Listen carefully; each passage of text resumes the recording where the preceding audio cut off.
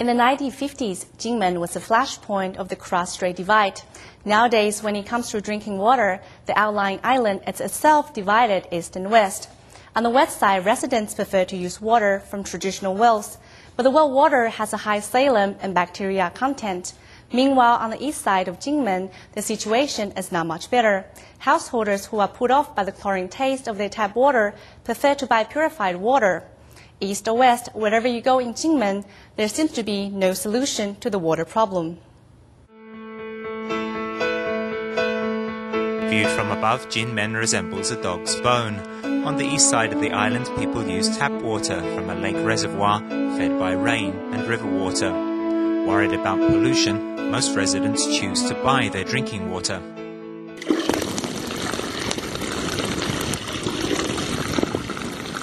This is water from Chonglin. It's better. Tap water has a smell. To give residents an alternative to the chlorine-tasting tap water, the water treatment plant has installed 23 water dispensers. The water passes through 3 filters and a reverse osmosis processor that rids it of particles, organisms, and even its smell.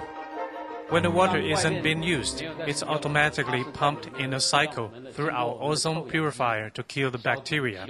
When it comes out, the water is sterilized with ultraviolet light. The west side of Kinmen has fewer reservoirs or available water treatment plants, so almost all household water is drawn from groundwater.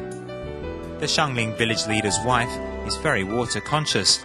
The first thing she did after giving birth to her child was to install a water purifier. We've fitted a water filter here. I take the filtered water and pour it into the drinking water dispenser. But still, every 1 or 2 months, moss grows.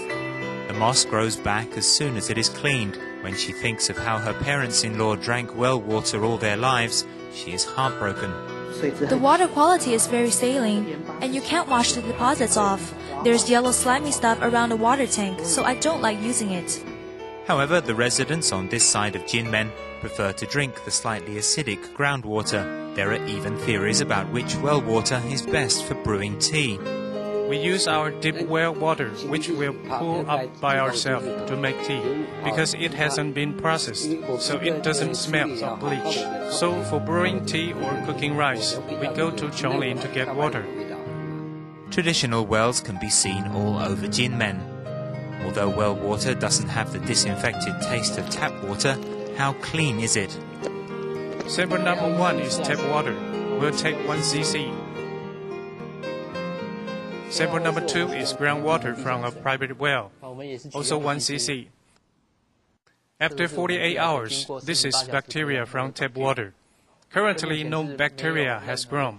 Under the same conditions, we can see bacteria from the private well doesn't pass drinking water standards.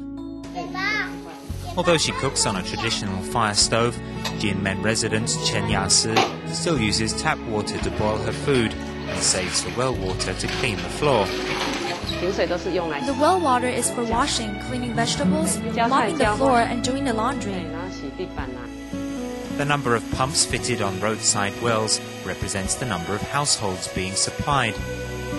Overuse of groundwater causes seawater intrusion into the water table, not only making the groundwater more saline, but polluting the soil.